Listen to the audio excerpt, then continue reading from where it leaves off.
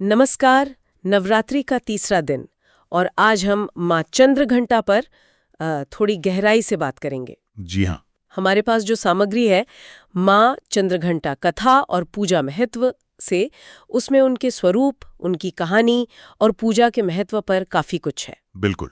तो आज का मकसद यही है कि माँ चंद्रघंटा की कहानी के पीछे का अर्थ समझें और उनकी पूजा क्यों महत्वपूर्ण है, उससे क्या लाभ मिलते हैं, ये जानें। हाँ। खासतौर पर ये कि उन्हें ये नाम चंद्रघंटा ये कैसे मिला और उनका रूप इतना अलग क्यों है। चलिए इस पर बात करते हैं। जी। तो कहानी शुरू होती है माता पार्वती के संकल्प से। वो शिवजी से विवाह करना चाहती थी और इसके लिए उन्होंने बहुत कठोर तपस्या की। हाँ, घोर तपस्या। शिवजी मान भी गए विवाह के लिए, लेकिन फिर आई बारात की बारी और वो बारात थोड़ी अजीब थी। हाँ, अजीब कहना शायद कम होगा। मतलब समझिए कि बारात में कौन थे?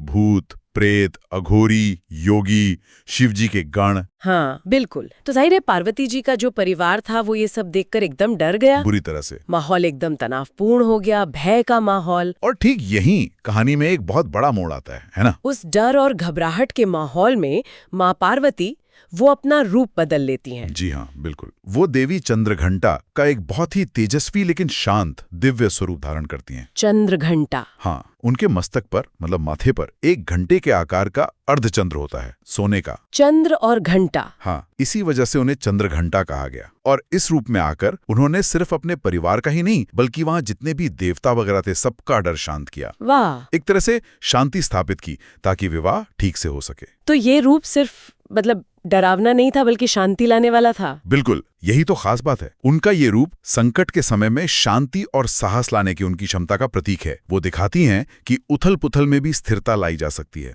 जो घंटा है उनके माथे पर, वो सिर्फ आभूषण नहीं है, शायद उसकी ध्वनि ही नकारात्मकता और डर को दूर करती है। और चंद्रमा तो वैसे भी शीतलता का प्रतीक है।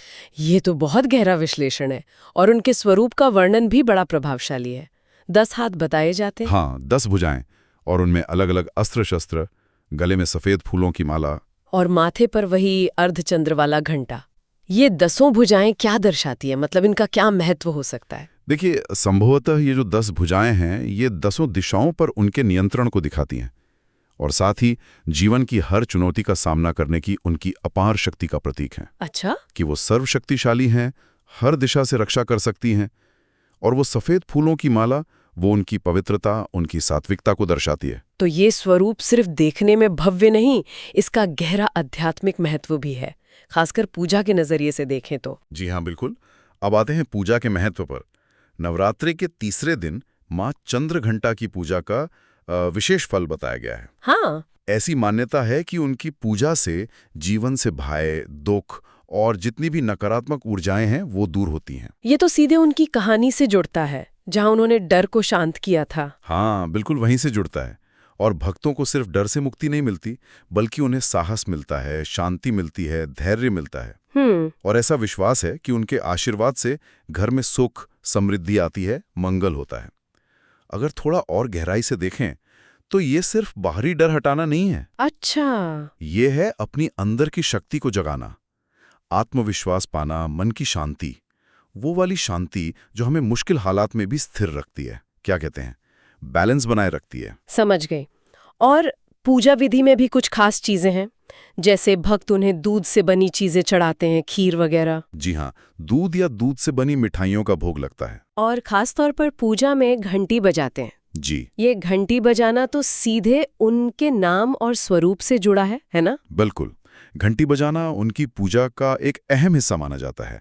ये सिर्फ एक रस्म नहीं है। इसका कोई खास मतलब? माना जाता है कि घंटी की जो ध्वनि है वो आसपास के वातावरण को शुद्ध करती है, नेगेटिव एनर्जी को दूर करती है और मन को एकाग्र करने में भी मदद करती है। और ये सीधे माँ चंद्रघंटा के स्वरूप का ही आवाहन है। उस ध्वनि का आवाहन जो डर मिटाकर शांति लाती है। और दूध का भोग वो उनकी सात्विक प्रकृति और पोषण करने वाली शक्ति का प्रतीक हो सकता है।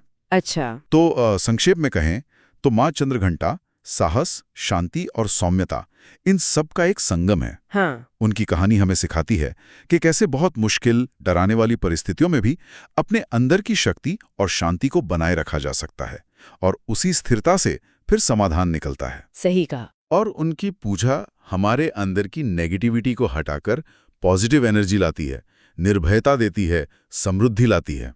तो कुल मिलाकर ये सिर्फ एक पौराणिक कथा नहीं है, ये हमारे जीवन के लिए भी एक गहरा सबक है, एक प्रेरणा है। जी बिल्कुल। सोचने वाली बात शायद ये है कि हम अपने जीवन में जब मुश्किलों का या डर का सामना करते हैं तो उस वक्त अपनी उस अंदरूनी शांति और साहस को कैसे जगाएं।